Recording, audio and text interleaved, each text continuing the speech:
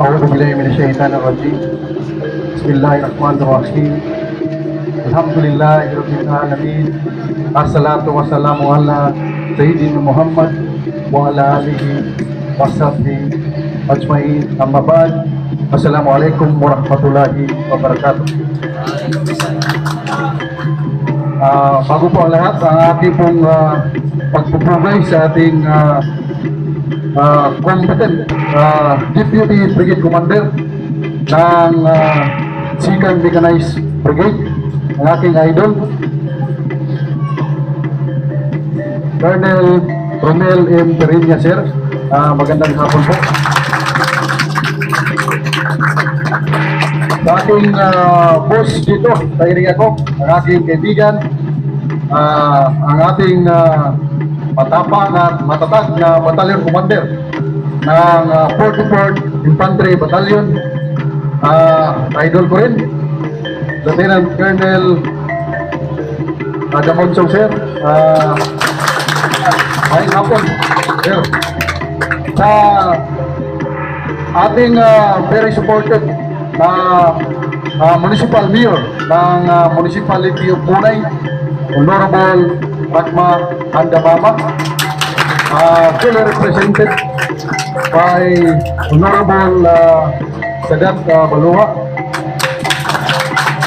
at ang atin pong chairman ng Peace and Order sa Municipality of Bunay, Honorable Bunda.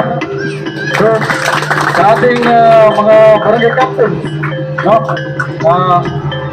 Sa ating mga organizer, at higit sa lahat, ang ating magtatapos ng mga kabataan ng YLS 2026.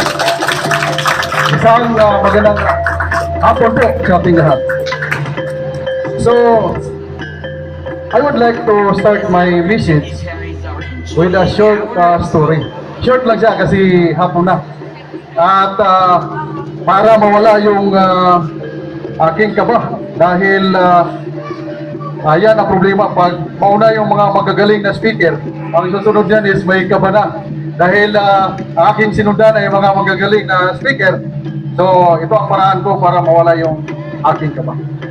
Ito pong story natin ngayon ay kwento po ito ng takot sa ilalim ng dagat. Now, ang karakter po dito ay mga isda, siyempre naman, kasi nasa ilalim ng dagat ang story, di ba? Sa ilalim ng dagat, may malalaki at maliliit na isda.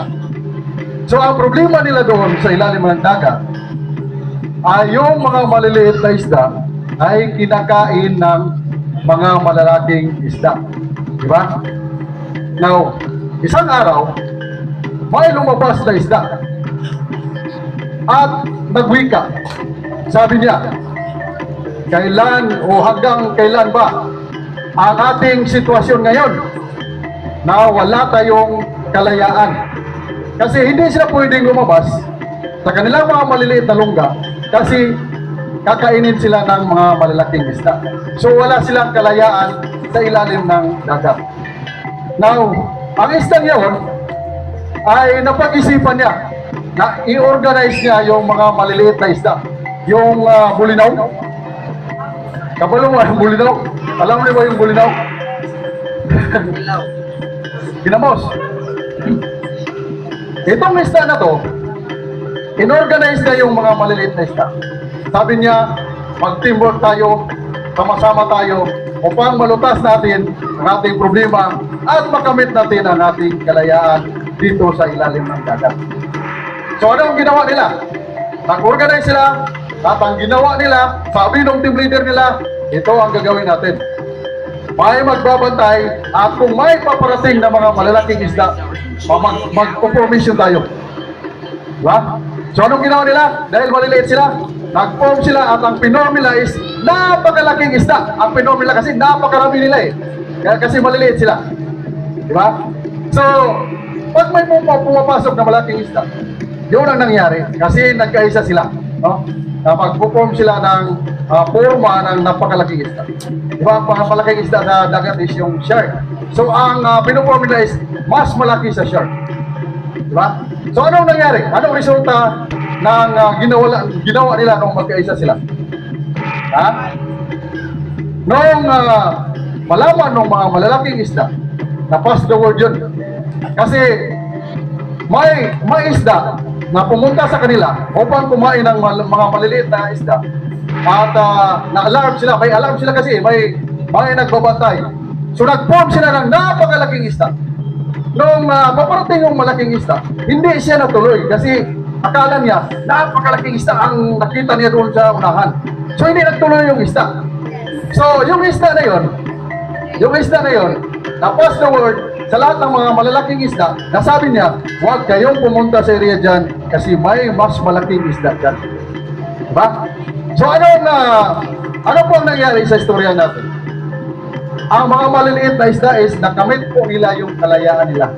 Nakalabas sila sa kanilang mga lungga dahil wala nang pupuntang malaking isda doon kasi na-pass the word na may napakalaking isda dyan sa area na yan. So what is the moral of the story? Ha? Yes, pagkakaisa. So, through unity, makakamit po natin ang ating kalayaan. So, paglaki nyo, pag-mature na kayo, maisip nyo ang istorya ng pulis. Maintindihan nyo kung anong ibig sabihin nun. Diba? Sa ngayon, naintindihan nyo pero konti pa. Ang nakuha nyo is yung unity na masusolve natin yung problema. Diba? So, tapos tayo sa ating story at may nakuha tayong moral na lesson doon. Para ma-solve yung problema, kailangan tayo magkakaisa. Unity. Now, sa susunod na kabanata, may susunod pa na kabanata, ang insurgency, no? Lumabas sa research sa more than 50 years of insurgency in the Philippines, hindi po epektibo yung gira. No? Lumabas sa research na hindi epektibo yung gira. So anong lumabas na epektibo?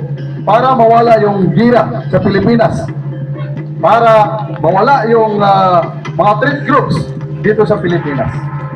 So ang lumabas po sa research is yung dialogue at may phrase doon na sinasabi na bring the government closer to the people.